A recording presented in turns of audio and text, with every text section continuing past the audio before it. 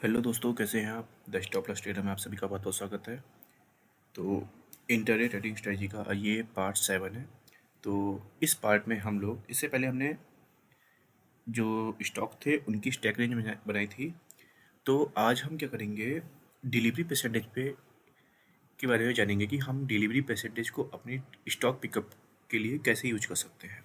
ठीक है, तो सीधे वीडियो पे ही चलते हैं। तो यहाँ से हम सीधे NSE इंडिया खोल लेते हैं। ठीक है, अब NSE इंडिया खोल लिया। अब NSE इंडिया में खोलने के बाद चलो पुरानी वेबसाइट पे चल देते हैं, नई वेबसाइट पे छोड़ते हैं। तो हमको सीधे क्या चाहिए, प्रोडक्ट। इसमें गए हम इक्विटीज में। ठीक है, अब प्रोडक्ट के अंदर इक्विटीज में गए, यहाँ पे लिखा हुआ है हिस्टोरिकल डेटा। तो यहाँ पे लिखा है security wise price volume archive. ठीक है, इसको ओपन किया। अब देखो यहाँ पे हम किसी भी कंपनी का ले लो, कोई सा कंपनी ले लिया TCS। ठीक है, हम पिछले 2 वीक्स का ले लेते हैं इसका डेटा, किसमें, इक्विटी के अंदर। ये आ गया हम इक्विटी में। ठीक है, गेट डेटा। अब देखो यहाँ पे क्या है, सब जगह क्या है, 60-60, 50-50, 50-50। तो इसमें क्या हो रहा है, इसमें क्वांटिटी उठाई जा रही है, माल इसमें उठाया जा रहा है।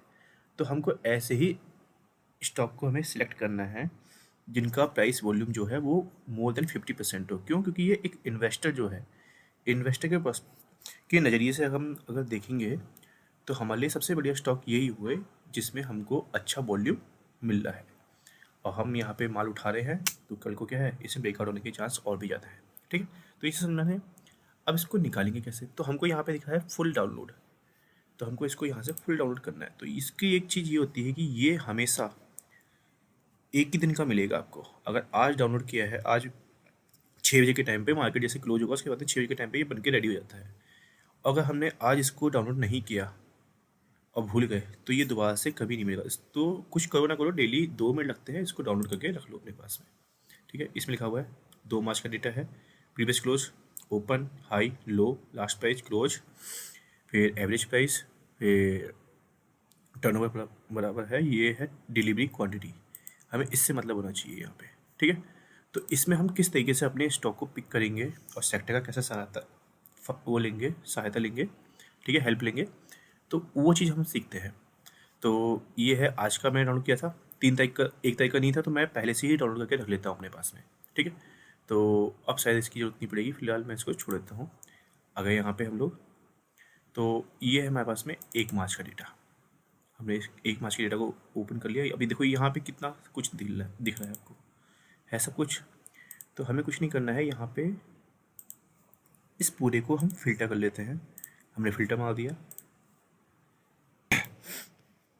फिल्टर मारने के बाद में इसमें कितना कुछ है, हमको इक्विटी को छोड़ के बाकी सब सिलेक्ट कर देना है। यहाँ से गए कंट्रोल शिफ्ट दबा के, एक्सेल तो चलाना आता ही होगा। ठीक है, नहीं आता तो यूट्यूब से सीख लो, खाने का पैसे देने से अच्छा। ठीक है, मैंने भी यूट्यूब से ही सीख लिया था। 8-10 घंटे की एक वीडियो होती है, एक ही वीडियो में सब सिखा दिया था मेरे को। तो ऐसे ही करो, खामा का फालतू का पैसा इधर उधर बर्बाद करने की जरूरत नहीं है। हमको लगता है कि हम पैसा दे रहे हैं तभी हमारा पढ़ने का मन करेगा। अगर तुम्हारा पढ़ने का मन है तो पैसे बचाने की सोचो। ठीक है, फालतू का पैसा इधर उधर मत उड़ाया करो। हमने यहाँ से डिलीट कर दिया। ठीक है, मैंने अभी तक जो कुछ ही बनाया है, हमने एक भी रुपये कहीं पे खर्च करने का कोई नहीं दिखा रखा। हम कहीं पे भी पैसा खर्च नहीं करते, हमारा जो भी चलता है सब फ्री में चलता है। हम फालतू का पैसा क्यों देता फिर किसी को भी। ठीक है, तो ये आ गया हमारे पास में पूरा का पूरा इक्विटी का डेटा। आप देखो इसमें है कितने सारे शेयर, 1600 के लगभग शेयर होंगे।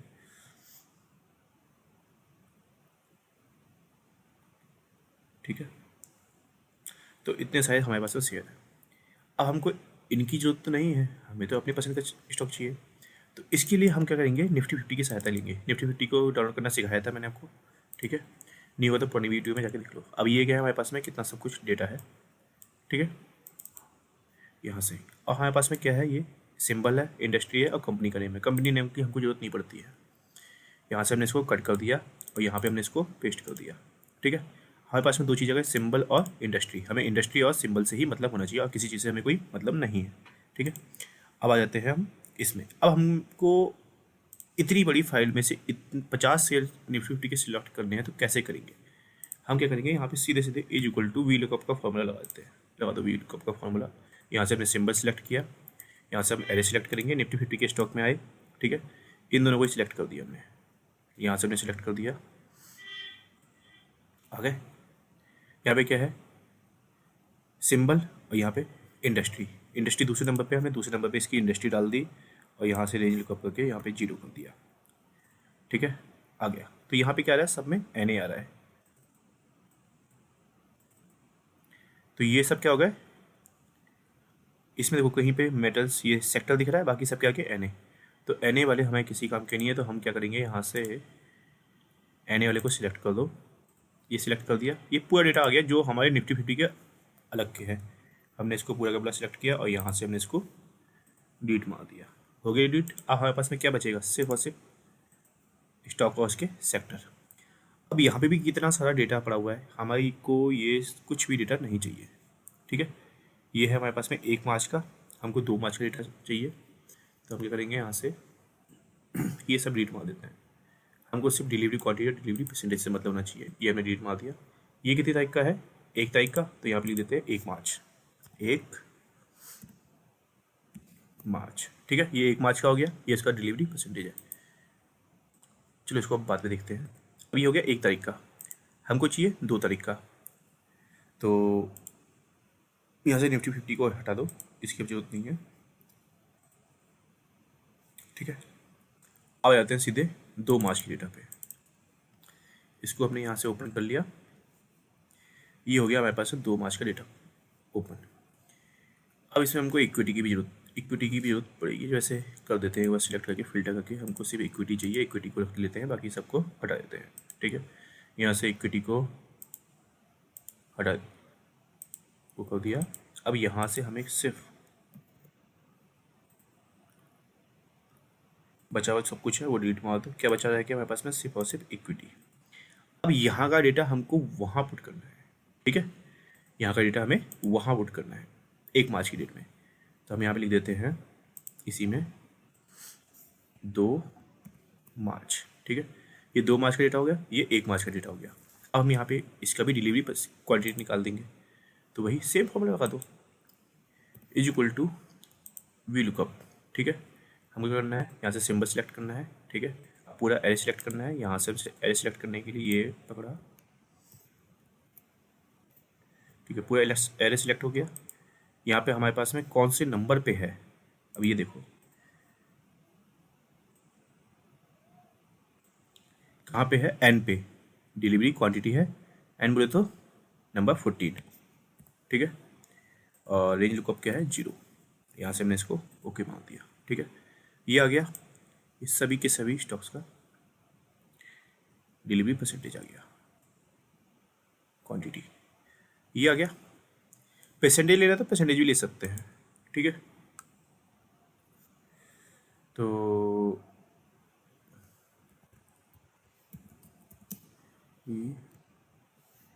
परसेंटेज देखो 1 तारीख और 1 तारीख का डेटा एक साथ रख लेते हैं, इसको सेम कलर दे देते हैं। ठीक है, 2 तारीख का पूरा डेटा यहाँ से हम इसको सेम कलर दे देते हैं। ठीक है, 2 तारीख का हो गया, ये 1 तारीख का हो गया, साफ साफ दिख रहा है। यहाँ से इसको हटा दो क्योंकि इसी काम का नहीं है। ठीक है, अब चलिए ये 1 तारीख का, ये 1 तारीख की क्वांटिटी परसेंटेज है, ये 2 तारीख का, ये परसेंटेज है 2 तारीख का डिलीवरी परसेंटेज। अब परसेंटेज तो दिखा हुआ दिख नहीं रहा हमको, हम फिर से वही वी लुकअप लगा देते हैं 2 मार्च की डेटा पे। ये है हमारे पास में ओ बोले तो 15। ठीक है, लगा देते हैं यहाँ पे फिर से is equal to VLOOKUP का फॉर्मूला लिखा है, इसको हमने सिलेक्ट किया। अब पूरा एरे सिलेक्ट करने के लिए हमको सीधा यहाँ पे आ जाते हैं। ठीक है, यहाँ से भी यहाँ पे सिलेक्ट किया, यहाँ से यहाँ पे डाउन पे सिलेक्ट किया। ठीक है, हमको क्या है, नंबर 15 पे है डिलीवरी परसेंटेज, और यहाँ पे हमने 0 कर दिया और यहाँ पे हमने ओके कर दिया। ठीक है, आ गया। ठीक है, टोटल परसेंटेज आ गया। अब हमको यहाँ पे एक सेकेंड, ठीक है, अब हमको क्या करना है, क्वांटिटी का रेशियो निकाल के देखना है, RAT। ठीक है, रेशियो निकालना है। फिर हम इसको बोल्ड में कर देते हैं। ठीक है, इसको हटा देते हैं। अब रेशियो निकाल के देखते हैं। तो रेशियो निकालने के लिए हमें सीधे क्या करना है, 2 तारीख की डिलीवरी क्या होनी चाहिए, ग्रेटर देन होनी चाहिए 1 तारीख की डिलीवरी से। तो हमारा ट्रू आ जाएगा, अन्यथा फॉल्स हो जाएगा। ठीक है, अन्यथा बोले तो अदरवाइज। तो हमारे पास में पूरा डेटा आ गया। अब हम इसको फिल्टर करके लिख लेते हैं, फिल्टर कर देते हैं इसको। तो अब देखो फिल्टर क्यों नहीं हुआ? ठीक है, फिल्टर हो गया, पूरा फिल्टर बेकार लग रहा है, एक सेकेंड।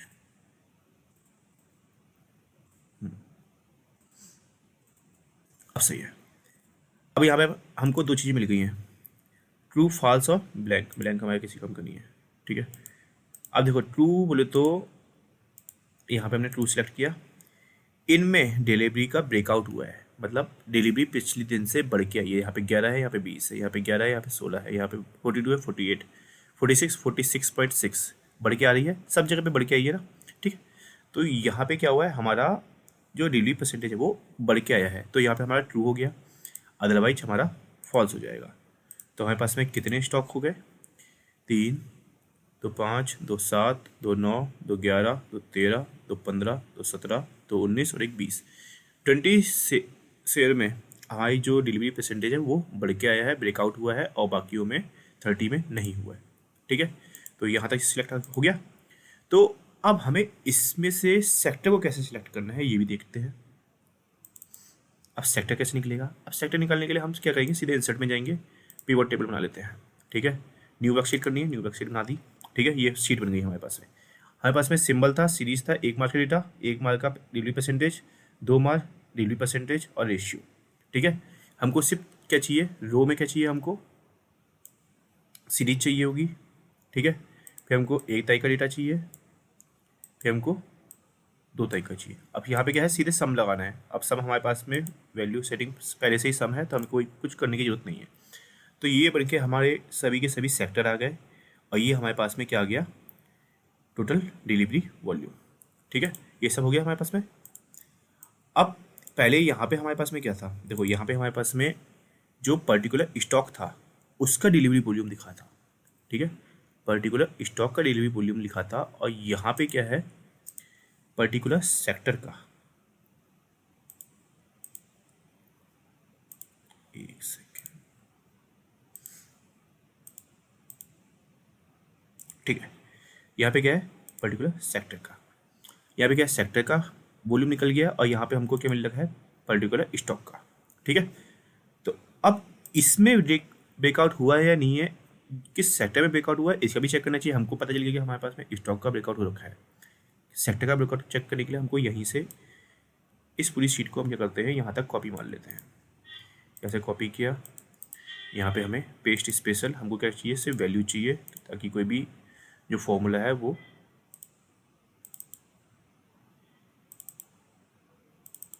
ठीक है।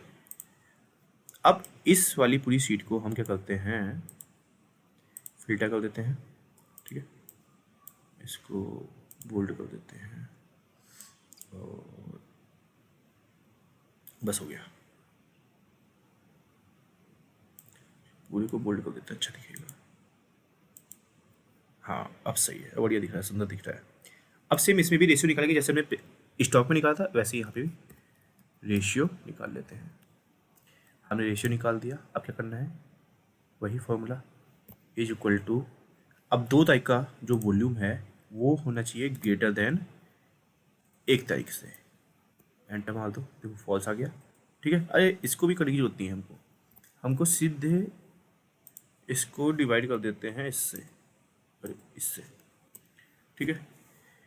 अब अगर डिनोमिनेटर और न्यूमरेटर दोनों सेम हुए तो क्या होता है, वैल्यू 1 आती है, ठीक है। अगर हमारा जो डिनोमिनेटर है वो छोटा हुआ और न्यूमरेटर बड़ा हुआ तो हमारी वैल्यू 1 से बढ़ के आती है। तो 1 से बढ़ के आई, मतलब अब हमारे पास में जो कहते हैं न्यूमरेटर है वो है ये 2 तारीख, और न्यूमरेटर है 1 तारीख। तो क्या है, आज का वॉल्यूम अगर ज़्यादा हुआ पिछले वाले के मुकाबले तो वैल्यू 1 से ज़्यादा आएगी, और 1 से ज़्यादा आएगी तो इसका मतलब हमारे पास में जो ब्रेकआउट हुआ है उसका पता चल जाएगा कि हाँ भाई उसमें ब्रेकआउट हुआ है। अब देख लो, इसको भी हम फिल्टर कर देते हैं, ठीक है। यहाँ से हमने पूरी सीरीज को हमने यहाँ पे फिल्टर मार दिया। अब देखो यहाँ पे इसको हम लार्जेस्ट टू स्मॉलेस्ट कर देते हैं। तो सबसे अधिक जो ब्रेकआउट हुआ है वो आया है पावर के अंदर, किसके अंदर, पावर के अंदर, ठीक है। यहाँ तक construction, power, service, telecommunication, IT और कंस्ट्रक्शन, नहीं पावर, सर्विस, टेलीकम्युनिकेशन, आईटी और कंस्ट्रक्शन, इन 5 में क्या है, डिलीवरी ब्रेकआउट हुआ है। डिलीवरी ब्रेकआउट हुआ है, ठीक है। और स्टॉक में देख लेते हैं, स्टॉक में आ जाते हैं, ठीक है। अब ये क्या है, डिलीवरी वॉल्यूम 2 तारीख का, 2 तारीख को हम लार्जेस्ट टू स्मॉलेस्ट कर देते हैं, ठीक है। या ग्रेटर दैन इक्वल टू 50 लगा के सीधे करते हैं क्या, इक्वल टू 50, नहीं इसकी ज़रूरत नहीं है, हम वैसे ही निकाल लेते हैं, आँखें ज़्यादा अच्छे से पड़ती हैं। देखो यहाँ से तक देखो, ये यहाँ से ऊपर के जितने भी स्टॉक हैं,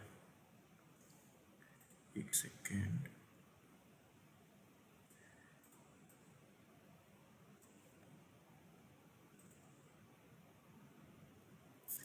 ये सुंदर लग रहा है ना, ये सुंदर लग रहा है,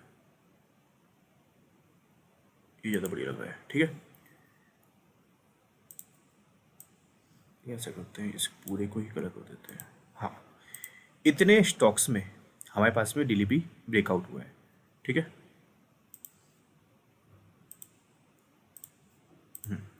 इन सब में डिलीवरी ब्रेकआउट हुआ है, और सबसे अधिक किस में रखा है, पावर ग्रिड में। देखो कितना है, 90% ब्रेकआउट हुआ है, ठीक है।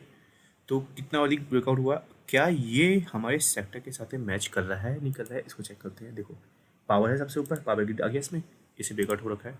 तो कल के लिए हमारे पास में जो स्टॉक सिलेक्ट हुआ है डिलीवरी परसेंटेज के हिसाब से, हमने सबसे पहले क्या निकाला, स्टैक रेंज, ठीक है।